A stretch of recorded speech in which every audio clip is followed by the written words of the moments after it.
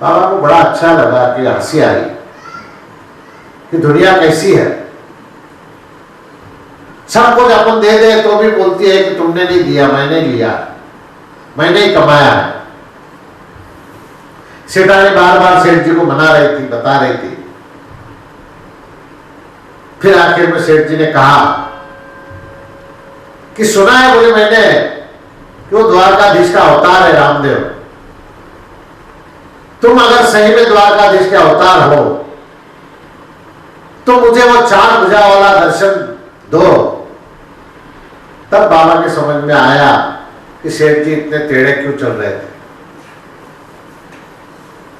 इन्हें 4 भुजा के दर्शन चाहिए, तब मैं मानूं कि आप रामदेव हो, नहीं तो मेरे दर्शन तो यहां हो गए, मेरे को कोई जरूरत नहीं है, मैं यहीं से वापस लौट जाऊंगा अपने घर।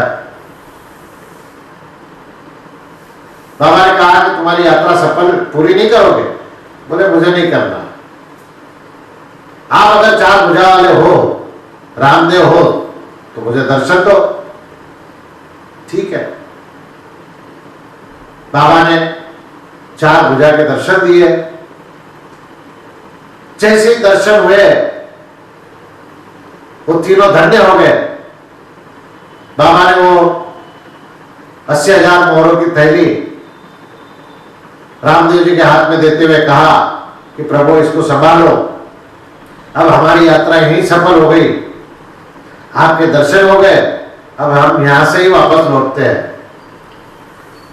तब बाबा ने उसको कहा कि ये तेरी 80,000 मोहरा मैंने स्वीकार की, ये तू वापस ले, यहां कोई मंदिर देवड़ा बना दे ताकि लोग आकर दर्शन करें। तब सेठ जी ने कहा कि इस 80,000 मोहरों से मैं यहां मंदिर देवड़ा बनाता हूं, लेकिन मेरी एक इच्छा है, आज का दिन 11 का है, 11 के दिन यहां मेला लगे और 12 को यहां की जोत जगे, आप स्वयं आकर यहां की जोत जगाना, ये मुझे वचन दो, तो मैं यहां मंदिर देवड़ा बनाता हूं। और एक निशानी हो जाएगी कि बाबा ने यहां दर्शन दिए थे, सेठ दल्ला सेठ को दर्शन दिए थे। ये बात सुनकर बाबा प्रसन्न हुए और कहा तथास्तु, तेरी मनोकामना पूरी हो। ब्यावर और बर के बीच में आज भी वो धाम है,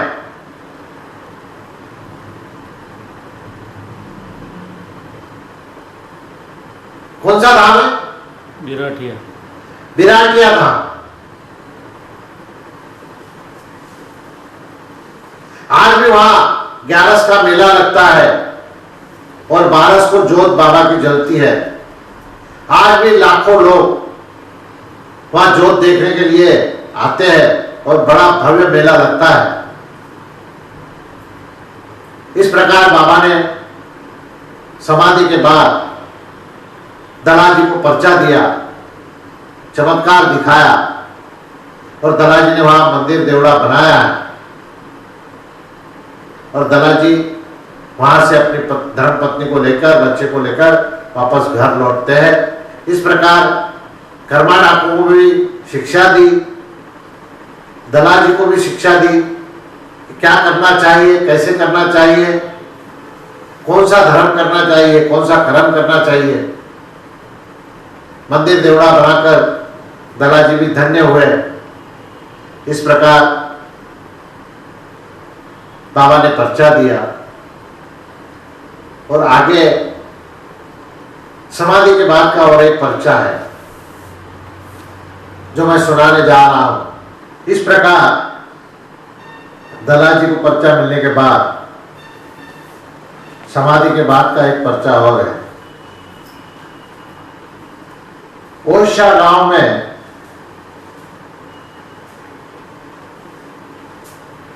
उगम सिंह भाटी नाम के एक भाटी परिवार में है हुए। वो बाबा के परम भक्त, बाबा का सत्संग करना, जन्मा जागरण करना, ये उनका काम। उगम सिंह भाटी को बहुत से लोगों ने गुरु के रूप में माना था। उनके शिष्यगण भी बहुत थे।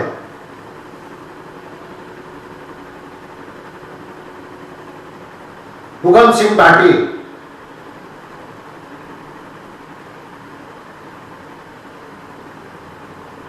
ओरछा गांव में रहते थे। अड़ोस पड़ोस के गांव में भी जाकर जमा करते थे, दूर तक भी जाते थे। जहां जिन्होंने बुलाया वहां जाकर जमा करना, सत्संग करना, बाबा का गुणगान करना, ये उनका काम था। उनका एक परम शिष्य था दारू, बहुत ही सेवा करने वाला और आज्ञाकारी।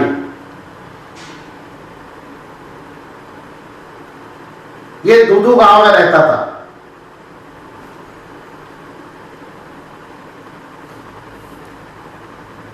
तो इसके मन में आया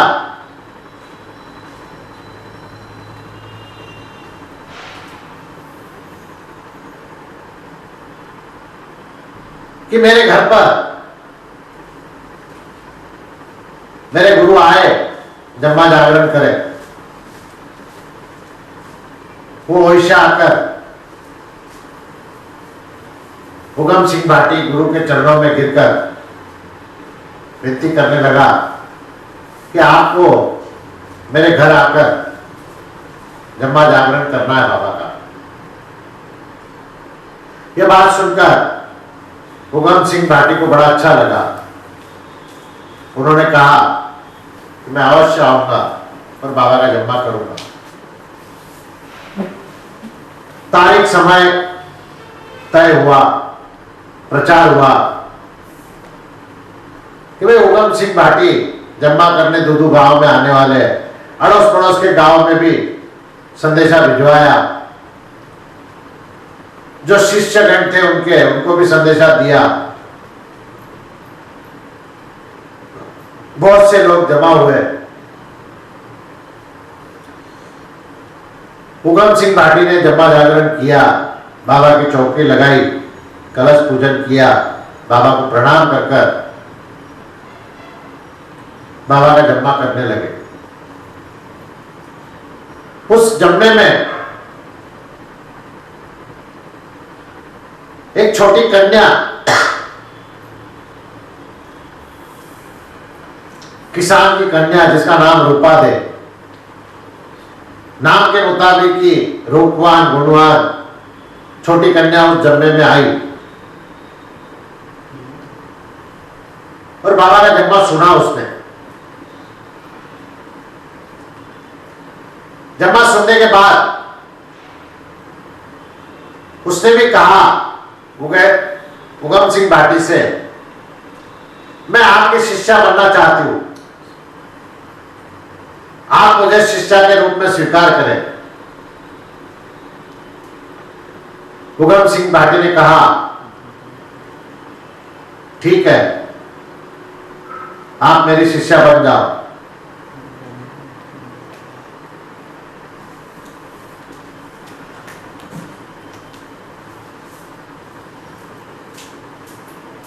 इस प्रकार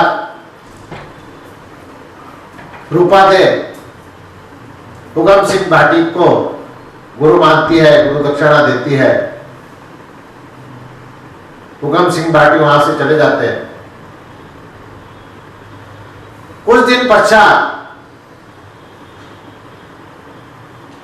ओरछा गांव में ही एक खाती रहता था जो बाबा का परम भक्त था। खाती का मतलब होता है सुतार।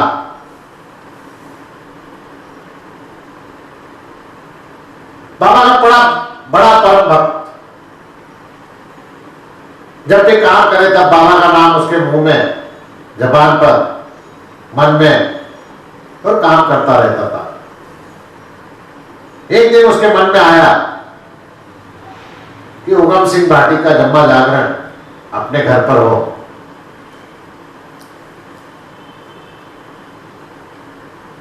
उगम सिंह भाटी को निमंत्रण दिया और कहा कि आपका जम्मा मेरे घर पर रखना है। उगम सिंह भाटी ने कहा ठीक है। निमंत्रण पत्रिका भिजवाई गई। चारों गांव में, दसों दिशाओं में जैसे निमंत्रण भिजवाते हैं उस प्रकार जिसको भेजना था निमंत्रण उनको भेजा। इसी प्रकार उनके शिष्यों को भी निमंत्रण भेजा।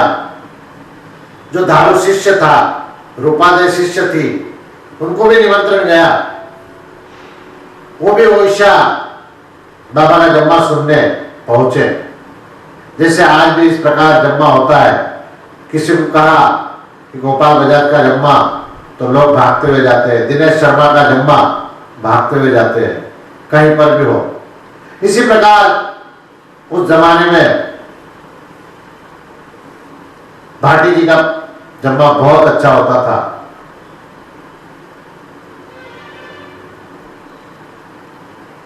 सब जम्मे में शामिल हुए, लेकिन खाती की जो औरत थी उसका और बाबा का बैर था, ऐसा समझो। उसे ये अच्छा नहीं लगा।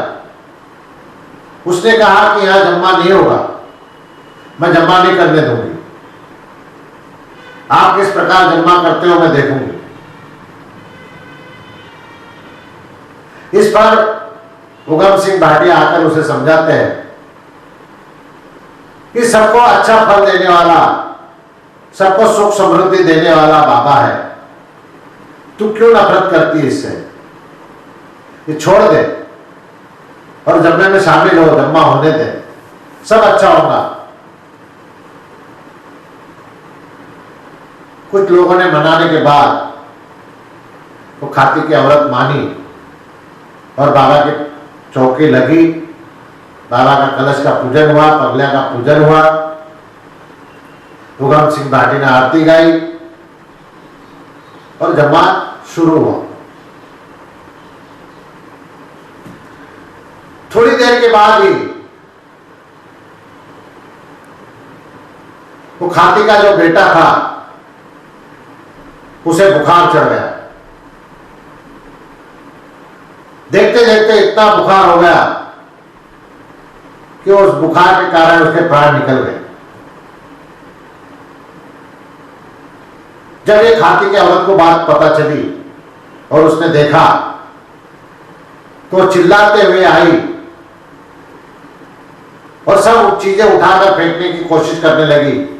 तब उगम सिंह भाटी ने उसे रोक दिया। उसने कहा कि मेरा बेटा मरा पड़ा है और आपको जम्मे की सूझ रही है। आपका बाबा ये फल देता है, उसी का जम्मा कर रहे हैं, उसी के जम्मे के कारण मेरे बेटे की मौत हो गई।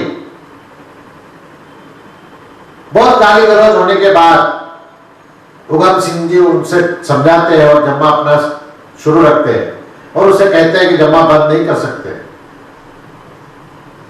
और तेरा बेटा अच्छा हो जाएगा, इतना भरोसा रख। वो सोया है गहरी नींद में।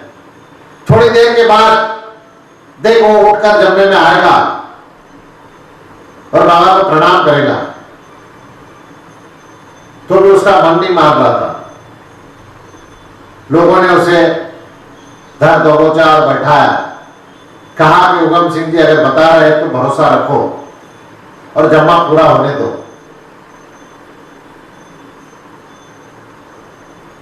तो भी उसकी गालियां सुनते रहे उगम सिंह जी और अपना जम्मा करते रहे। जैसे जैसे रात बढ़ रही थी वैसे वैसे जम्मे में मजा आ रहा था, बाबा के गुणगान में मजा आ रहा था। रूपा देवी अपने भजन सुना रही थी, नाच रही थी, मीरा के समान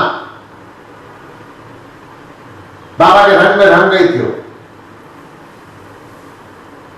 आवाज अच्छी, रूपवान, सब बातों से गुण से संपन्न ऐसे रूपा बाबा के भजन कर रही थी। उसी दौरान खाती का बेटा आरस देकर उठकर जहां जम्मा चल रहा है वहां आकर प्रणाम करता है। ये खाती की औरत देखती है, भौचक्की हो जाती है और उगम सिंह भाटी के चरणों में आकर गिरती है। उगम सिंह उसे समझाते हैं कि जो जीवदान देने वाला है वो कैसे मारेगा? तुझे किसने बता दिया था कि बाबा मारते हैं, बाबा तारते हैं? जहां जहां में बाबा का जम्मा होता है, जिस घर में होता है, उस घर में खुशियां ही खुशियां बरसाते हैं, सारे भंडार भर देते हैं बाबा। तूने ये कैसे समझ लिया और कैसे भरोसा किया बाबा पे? आइंदा से ऐसा करना नहीं, बाबा पे भरोसा रख, तेरा हर कार्य सफल होगा, तेरी हर मनोकामना सफल होगी। ये आशीर्वाद दिया। ये सारा चमत्कार रूपा ने देखा अपनी आंखों से, तो बाबा के प्रति और विश्वास बढ़ गया उसका, और अच्छे से भजन करने लगी। अपने गांव चली गई। दूर जाने के बाद बाप किसान था, रोज खेती करने खेत में निकल जाते थे, तो बाप को सहारा देने के लिए ये भी जाती थी खेत में काम करने। धारू और ये रूपा गुरु बहन भाई बन गए थे।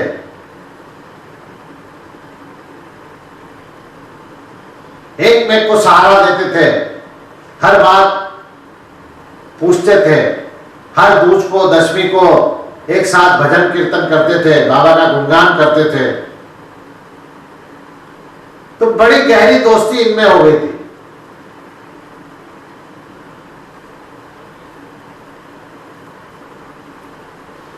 एक दिन रूपा अपने खेतों में काम कर रही थी,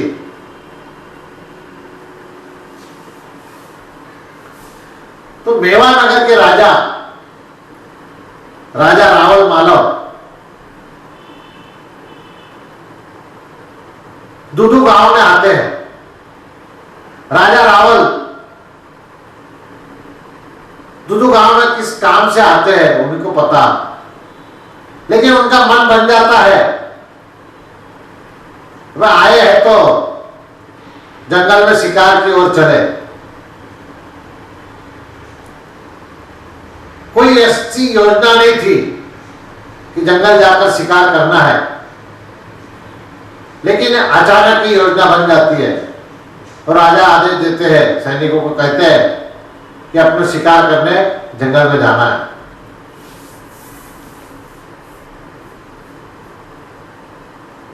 सारे सैनिक लोग रथ घोड़े हाथी अपने जंगल की ओर मोड़ लेते हैं। थोड़ी दूर जाने के बाद राजा को प्यास लगती है, लेकिन ये योजना ना होने के कारण साथ में कुछ पानी का बंदोबस्त नहीं था और कितनी दूर जाना है, कहां जाना है, इसका भी तय नहीं था। तो पानी साथ में था नहीं, जो था वो खत्म हो चुका था। राजा ने सबको रोककर कहा, जाओ चारों दिशा की ओर, कहीं पानी होगा तो पानी ले आओ, प्यास लगी है। चारों दिशाओं में सैनिक दौड़ पड़े। एक उत्तर दिशा की ओर जो सैनिक गया, वहां रूपा दे अपने खेत में काम कर रही थी, बाबा के भजन गा रही थी। भजन में इतनी मग्न थी कि कौन आकर बैठा है, कौन जा रहा है, कौन क्या कर रहा है, इसे कोई खबर नहीं थी। जो सैनिक पानी के बहाने आया था पानी ढूंढने के लिए, वो सैनिक उसके भजन सुनकर, उसकी आवाज, मधुर वाणी सुनकर वहीं बैठ जाता है और चुपके से वो सारे भजन सुन रहा था। उसको ये खबर नहीं कि राजा ने अपने को आदेश दिया है पानी लाने के लिए, ये भूल गया। जब भजन समाप्त हुआ तो रूपादेवी ने मुड़कर देखा कि कोई सैनिक खड़ा है। उसने कहा, क्या बात है, क्या चाहते हो, क्या काम है? तब सैनिक ने कहा, मेवानगर के राजा रावल प्यास के मारे तड़फड़ा रहे, पानी नहीं मिला, इसलिए मैं पानी ढूंढने आया, लेकिन मैं आपके भजनों में लग गया और मुझे ज्ञात ही नहीं रहा। तब रूपादेवी ने कहा कि ये झाड़ी, पानी की झाड़ी भरी पड़ी है, आप लेकर जाओ और राजा रावल की प्यास बुझाओ। वो सैनिक ने वो झाड़ी उठाई पानी की और लाकर राजा रावल से कहा कि मैं पानी ले आया हूं। दूसरे सैनिक जो गए थे वो वापस आए ही नहीं थे अभी तक। राजा रावल ने वो झाड़ी अपने हाथ में लेकर पानी पिया, बहुत मीठा पानी, ठंडा पानी।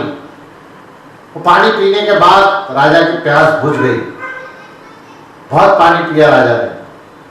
तब देखा तो झाड़ी तो वापस पानी से भरी पड़ी है, पानी खत्म हुआ ही नहीं। राजा को लगा मैंने इतना पानी पिया तो भी झाड़ी भरी है। राजा ने कहा, जिन जिन को सैनिकों को पानी पीना है उससे झाड़ी से पानी लेकर पी ले। सारे सैनिकों ने पानी पिया तो भी झाड़ी भरी हुई है, झाड़ी खाली नहीं हो रही। राजा को लगा ये क्या चमत्कार है। और राजा को लगा कि अपने जितने भी घोड़े, हाथी, ऊंट, जो भी प्राणी है अपने साथ, उनको सबको पानी पिलाया जाए। उस झाड़ी में से पानी निकालकर सबको पिलाया गया तो भी झाड़ी खाली नहीं हुई।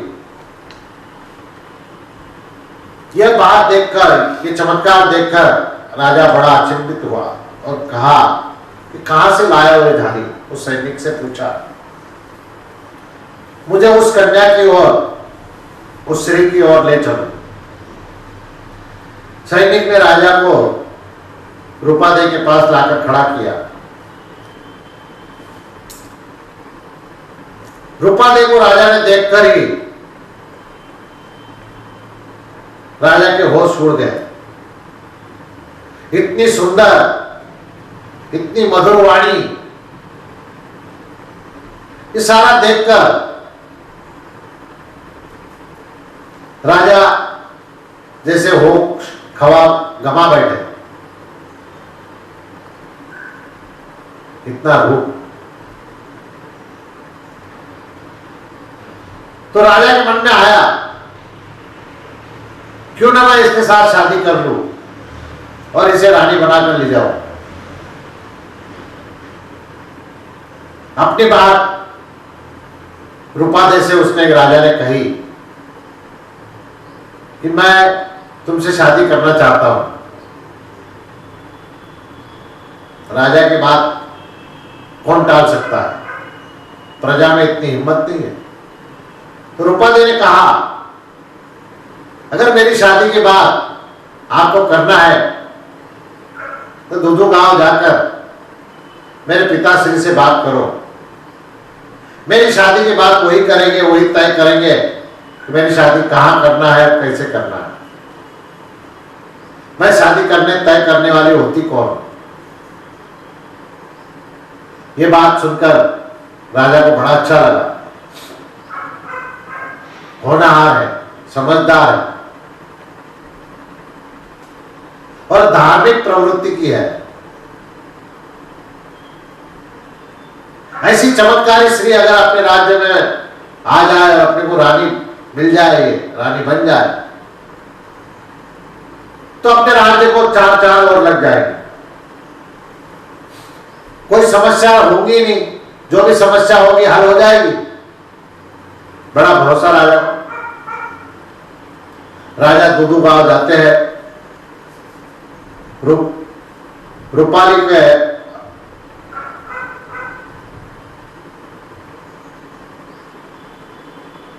रूपा के पिता से बात करते हैं। रूपा दे के पिता कहते हैं कि ये भाग्य हमारे कहां। अब अगर आपने प्रस्ताव रखा है तो मेरी बेटी, मेरी कन्या की शादी आपके साथ निश्चित करते हैं। बड़ी धूमधाम के साथ राजा रूपादे को शादी कर कर अपने राज्य की ओर निकलते हैं। राजा सैनिकों के साथ में संदेशा भिजवाते हैं कि राजा शादी कर आ रहे हैं, राज्य में खुशियां मनाई जाए। राजा की पहली शादी हो चुकी। उनकी धर्मपत्नी का नाम था चंद्रावती, जो है चंद्रावती होने के बावजूद भी राजा ने दूसरी शादी की। ये बात की खबर चंद्रावती को मिलती है और कहा जाता है कि राजा के स्वागत के लिए पूरी नगरी सजाई जाए। रानी चंद्रावती दिल पे पत्थर रखकर, बड़ा क्रोध आता है, लेकिन क्रोध को शांत कर मंगल गीत, शहनाइयां बजाई जाती है। राजा के स्वागत में, रानी के स्वागत में बड़े प्रोग्राम रखे जाते हैं। मेवा नगर में हर घर में दीपक जलाए जाते हैं और बड़े जोर शोर से राजा और रानी का स्वागत होता है। चंद्रावती रानी आकर दोनों की आरती उतारती है।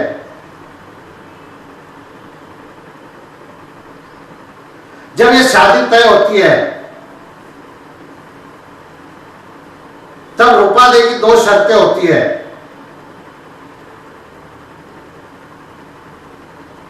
एक शर्त होती है कि धारू मेरे साथ ही आएगा, और दूसरी शर्त होती है हम दोनों बीज और दशमी को मंदिर जाकर बाबा का गुणगान, भजन कीर्तन, जम्मा जागरण करेंगे। ये दोनों शर्त शादी के पहले रखी जाती है और राजा रूपादे को ये शर्त मंजूर करते हैं, क्योंकि उनको तो उनके साथ शादी करना था।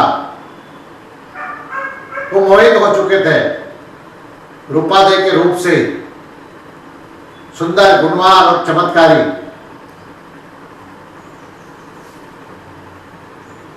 जब धारू और रूपा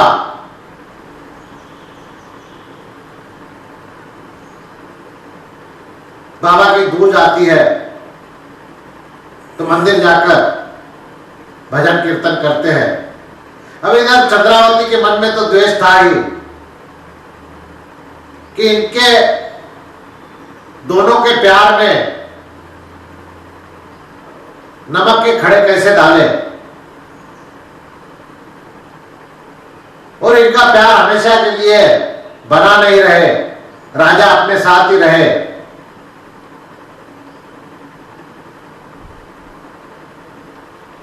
यह बात सोचकर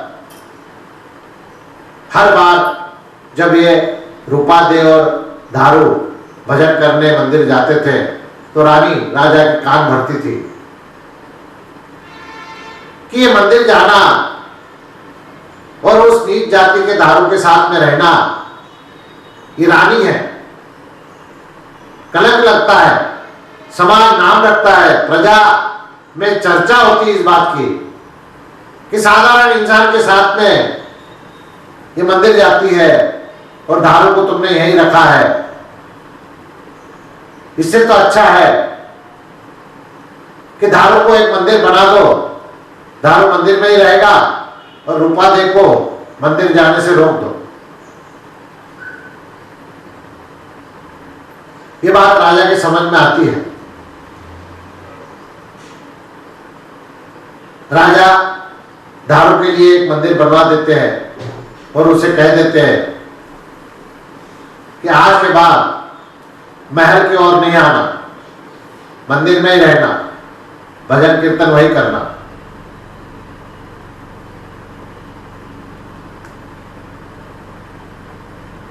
दारू को इस बात का बड़ा दुख होता है।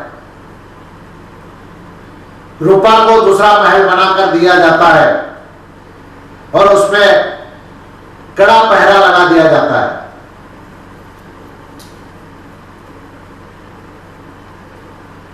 कि रूपा दे कहीं जाएगी नहीं और कहीं आएगी नहीं, अपने महल में ही रहेगी। और कहीं जाना है राजा और रानी की परमिशन के बगैर नहीं जाएगी। अब कड़ा पहरा होने के कारण राजा कभी कभार रूपा दे के पास जाते थे। यह बात भी रानी को, चंद्रावती को खटकती थी। धीरे धीरे विष घोलना है, इसलिए विष रानी घोलती रही, रूपा के प्रति अप्रचार करती रही और बताती रही राजा को। अब दारू का और रूपा का मिलना बंद हो चुका था। रूपा को भी बड़ा क्रोध आता था कि मैंने विवाह करके क्या किया। गुरु भाई दारू को छोड़ दिया, अब मिलाप होता नहीं है, बाबा का गुणगान होता नहीं है, भजन होते नहीं है, जाए तो कैसे जाए, परमिशन मिलती नहीं है राजा से, क्या करे, परेशान हो। एक दिन दारू के मन में आया क्यों ना गुरुदेव को बुलाकर जम्मा जागरण यहां रखा जाए। गुरुदेव के बहाने तो भी रूपा यहां भजन में आएंगे, जम्मा में आएंगे और रूपा के दर्शन होंगे। यह सोचकर दारू खुद होशिया जाकर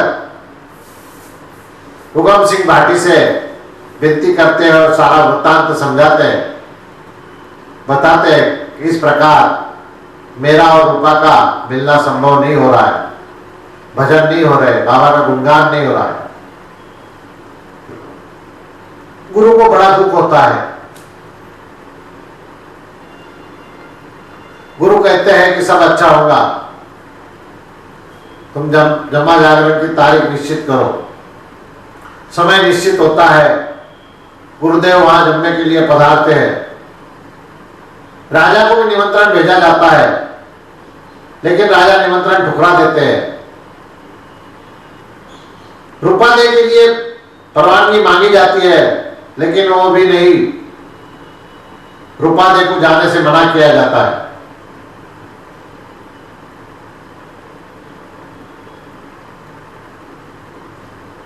भाटी को बड़ा अचंभा लगता है, क्या करे, बाबा पे विश्वास है। उगम सिंह भाटी दारू को कहते हैं कि तुम साधु के वेश में जाकर अलग जगह कर रूपा दे को इस बात की खबर दे दो कि जम्मा जागरण है, क्योंकि इस बात की खबर उसको पहुंची नहीं है तो आएगी कैसे। अगर इस बात की खबर तुम पहुंचा देते हो रूपा तक तो वो जरूर आएगी। दारू अपना वेश बदलकर अलग जगाने के हेतु आवाज लगाता है। रूपादेह के कानों में उसकी आवाज पहुंचती है, वो समझ जाती है कि यह आवाज दारू की है।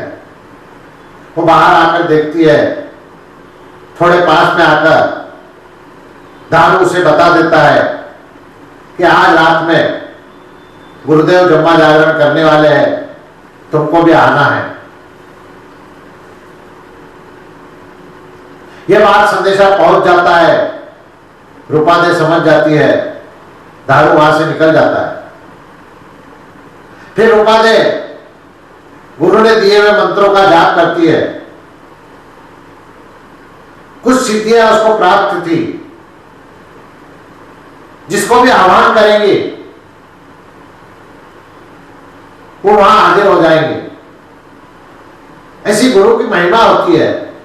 गुरु को सिद्धियां देते हैं, तो गुरु के प्रति भी शिष्य की आस्था वैसी होना चाहिए।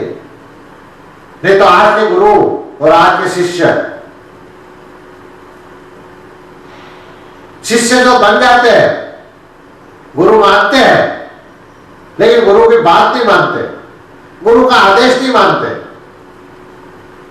गुरु ने कहा कि 4 बजे आना है, तो दूसरे दिन 4 बजे आता है, कहता है ये काम निकल गया गुरुदेव, ये काम हो गया, ऐसा हो गया, प्रॉब्लम आ गई, 1000 बहाने बताते हैं।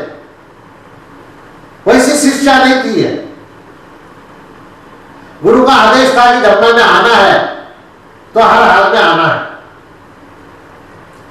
उस सिद्धियां द्वारा, उस मंत्र द्वारा उसने नाग देवता की आह्वान किया। नाग देवता हाजिर हुए और कहा, कहो क्या बात है। तो रूपादेह ने कहा कि मुझे जम्बा सुनने जाना है, तो आपको इस बिस्तर पर रात भर सोना है और खर्राटे लगाना है, ताकि राजा और सैनिक समझे कि रूपादेह अंदर ही सोई है। तो नाग देवता ने उनकी रूपादेह की बात मानी और कहा, आप निसंकोच जाओ, मैं सोता हूं। नाग देवता उस बिस्तर पर सो जाते हैं। रजाई नाग देवता पर डाल दी जाती है, ऐसे लगता है कि कोई इंसान सोया है। रूपादेह सैनिकों को भेजकर अभी भी चाहती है कि राजा परमिशन दे दे, लेकिन रानी ने, चंद्रावती ने कहा था सैनिकों से कि रात में रूपादेह का कुछ भी संदेशा हो तो आना नहीं, सुनाना नहीं और बताना नहीं। रूपादेह ने चाहा कि एक बार और पति परमेश्वर को बता दे कि मुझे जाना है, तो सैनिकों ने मना कर दिया, कहा कि आप नहीं जा सकती और हम संदेशा भी नहीं दे सकते, ये रानी साहब का हुक्म है, हम संदेशा देने जाएंगे तो हमारी गर्दन काट दी जाएगी। रूपादेह सोचने लगी, फिर मंत्रों का सहारा लेकर प्रभु से विनती की कि इस महल के ताले टूट जाए और मैं बाहर जाऊं। रूपादेह के मंत्रों द्वारा, सिद्धि द्वारा ताले टूटे। रूपादेह ने श्रृंगार किया बड़ा सुंदर, थाली सजाई, पूजा की और थाली लेकर द्वार के बाहर गिरी, बाहर आई। सैनिकों ने देखा यह चमत्कार, सैनिक कुछ नहीं बोले। जैसे ही रूपादेह बाहर आई, ताले अपने आप बंद हो गए और रूपादेह दारू की यहां जम्मा जागरण के लिए निकल पड़ी।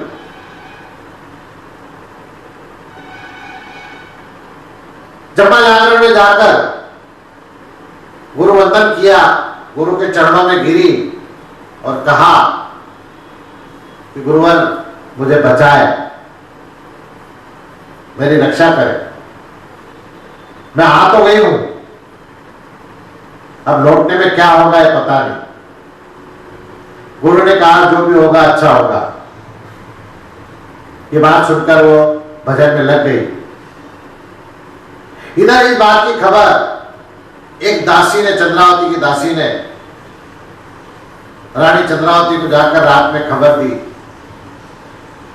और कहा कि रूपा दे धारू के यहां जम्मा जागरण करने के लिए गई है।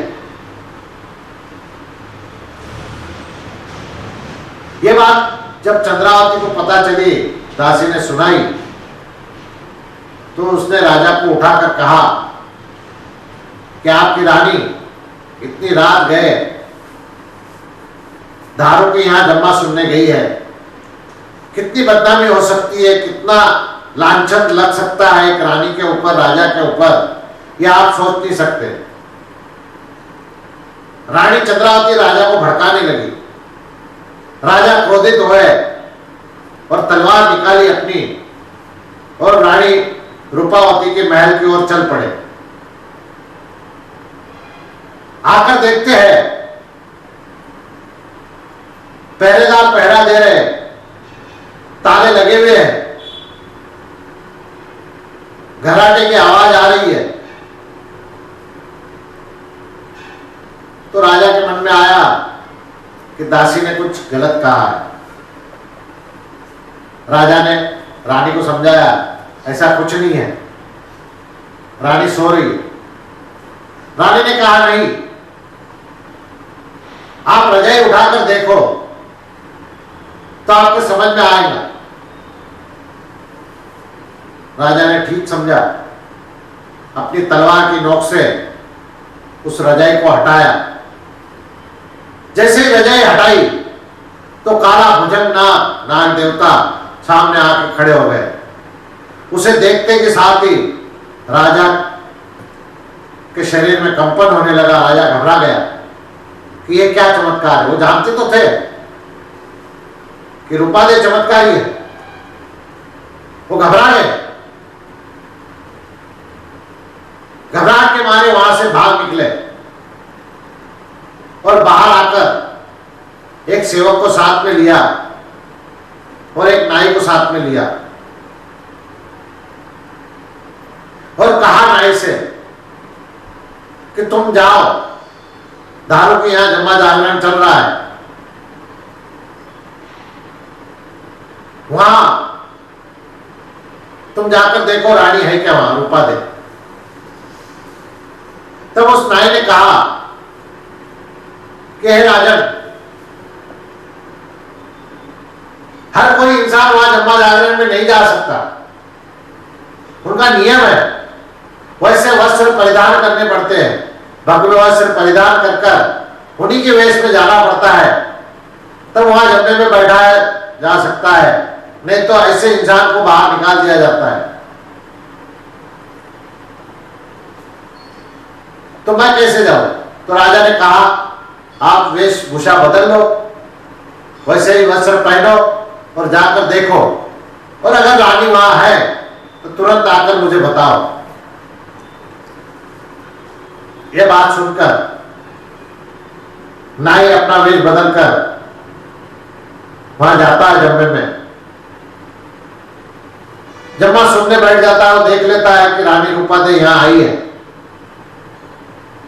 लेकिन उसके होश ही ठिकान पे नहीं रहते हैं। वो रानी नाच रही है, रूपादे नाच रही है, भजन गा रही है मीरा के समान। तो ये सब देखने के बाद उसका मन नहीं होता वहां से जाने का कि वापस राजा को जाकर संदेशा दे।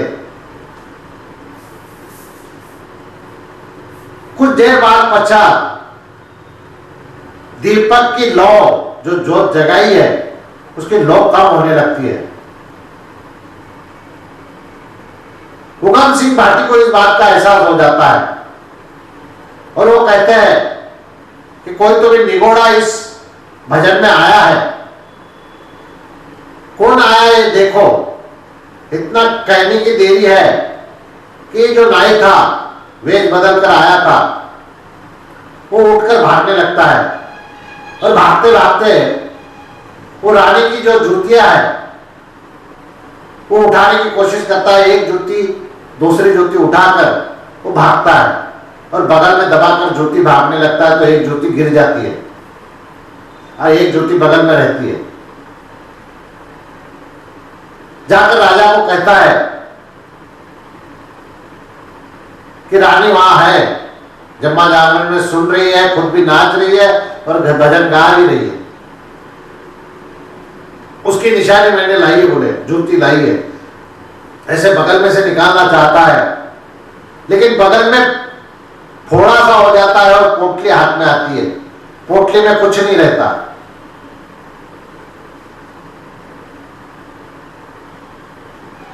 रेत तो भरी है पोटली के अंदर और बगल में फोड़ा हो गया उसके, और जूती कहां गई पता नहीं,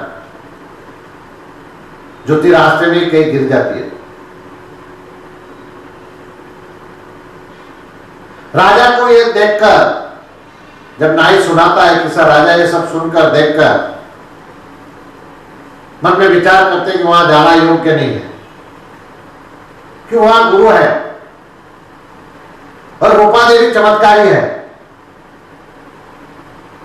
वहां अगर अपन गए तो कुछ हो सकता है और प्रजा को भी मालूम पड़ सकता है।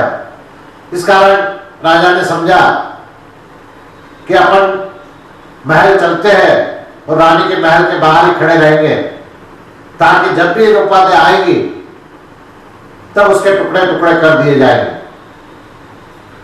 यह सोचकर राजा अपने रूपा दे के महल के बाहर वो खड़े हो जाते हैं।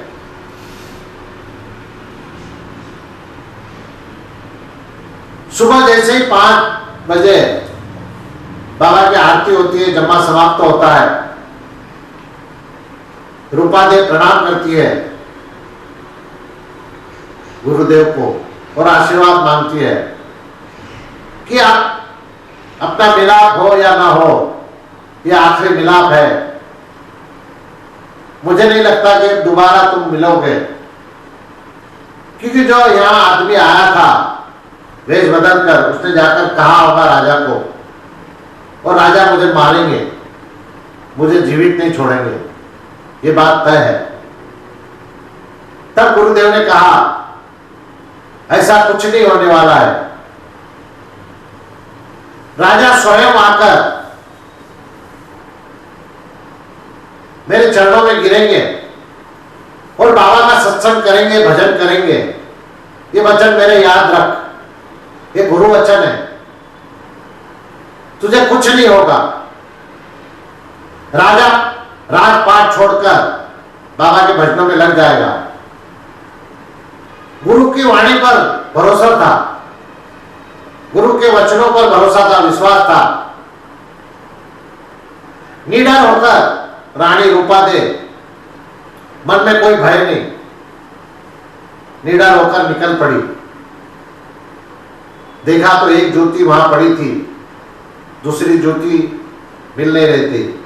एक ज्योति पहनकर आगे चली तो दूसरी ज्योति भी मिल गई। जो पूजा के लिए थाल लाई थी वो थाल साथ में वापस लेके जा रही।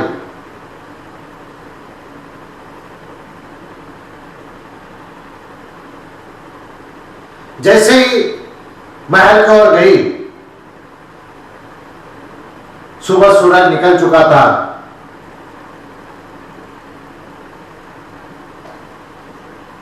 और रानी को देखते के साथ राजा ने तलवार निकाली और पूछा कहां गई थी। तो रूपा दे ने कहा मैं तो बगीचे में फूल तोड़ने गई थी, रोज की तरह रोज जाती हूं, इसी तरह रोज की तरह मैं फूल तोड़ने गई थी, फूलों से भगवान की पूजा पाठ करती हूं और कुछ नहीं। राजा को बड़ा अचंभा लगा कि रानी झूठ बोल रही है।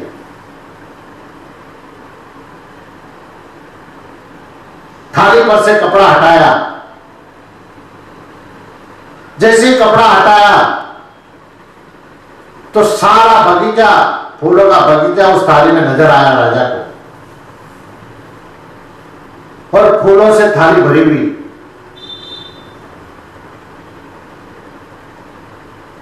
यह देखकर राजा कुछ बोल नहीं पाया और चरणों में गिरकर रुपा देके माफी मांगने लगा और कहने लगा कि मैंने बहुत अच्छा अत्याचार किए तुम्हारे ऊपर, बहुत संशय दिया, जो नहीं वो आरोप लगाया मैंने, मुझे माफ कर दो। मैं भूल गया था कि तुम एक सिद्ध स्त्री हो, जो चाहोगे वो कर सकती हो। मुझे भी तुम्हारे गुरु की ओर ले चलो, मैं भी तुम्हारे गुरु को मिलना चाहता हूं, सत्संग सुनना चाहता हूं, सत्संग करना चाहता हूं। मुझे ये राजपाट वैभव नहीं चाहिए, इससे मेरा मन भर चुका है। यह बात जब राजा ने कही तो रूपादेव को गुरु के वचन याद आए कि गुरु ने कहा था कि तेरा पति परमेश्वर आएगा।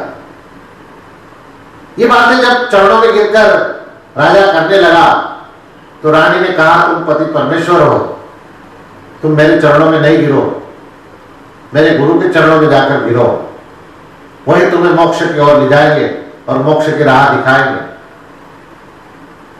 मैं तो तुम्हारी धर्म पत्नी हूं, मुझे पाप का भागीदार मत बनाओ। यह कहकर रानी ने राजा को प्रणाम किया और राजा को साथ में लेकर धारू के यहां वापस पहुंचे। बड़े जोरों शोरों के साथ राजा का और रानी का वहां धारू के यहां दरबार में स्वागत हुआ। आरती गाई गई, बाबा की आरती उतारी गई। गुरुदेव के चरणों में, हुकम सिंह भाटी के चरणों में राजा गिरे, माफी मांगी और कहा कि जम्मा मुझे भी सुनाओ, मैं भी जम्मा सुनने के लिए उत्सुक हूं और आज के बाद मैं आपकी सेवा में, हम दोनों धर्म पत्नी रहेंगे, जब तक जीवेंगे तब तक आपकी सेवा करते रहेंगे। यह कहकर राजा भाटी जी के चरणों में गिर पड़ते हैं और गुरु वचन सत्य होते हैं और रानी रूपादे और राजा दोनों ही उसी दिन से गुरु सेवा में लग जाते हैं। इस प्रकार रानी रूपादे को भी पर्चा बाबा ने दिखाया। ऐसे पर्चे महान है वो। राजा को भी एक बार बड़ा अच्छा पर्चा दिखाया था। ऐसे छोटे मोटे पर्चे बहुत हैं, लेकिन ये 24 पर्चे ही गाए जाते हैं और सुनाए जाते हैं। यही कथा विराम देते हैं और इस लीला को बखान करने से यहां विराम देकर कि जो 24 पर्चे मैंने सुनाए हैं, आपने सुने, भगवान आपकी मनोकामना पूर्ण करे, बाबा आपकी मनोकामना पूर्ण करे, ऐसा आशीर्वाद मैं इस व्यास गादी से देता हूं। और घर घर में बाबा की जोत जगे, घर घर में बाबा का जम्मा जागरण हो, यह ऐसी अपेक्षा रखता हूं। हर कष्टों को मिटाने वाला तुरंत, जैसे बैंक में जाते हो आप, पैसा निकालने की स्लिप भरते हो तो तुरंत पैसा मिल जाता है, इसी प्रकार तुरंत फल देने वाला है। आपने उपाय किया नहीं कि आपको फल मिला। ज्यादा देरी लगाने वाला ये बाबा नहीं है, कलयुग अवतारी है। इसलिए मैं चाहता हूं कि हर घर में जम्मा जागरण हो, बाबा की कथा हो, बाबा का गुणगान गाया जाए, बाबा की जोत जगे। यही अपेक्षा मैं आप सबसे रखता हूं और इस कथा को विराम देता हूं।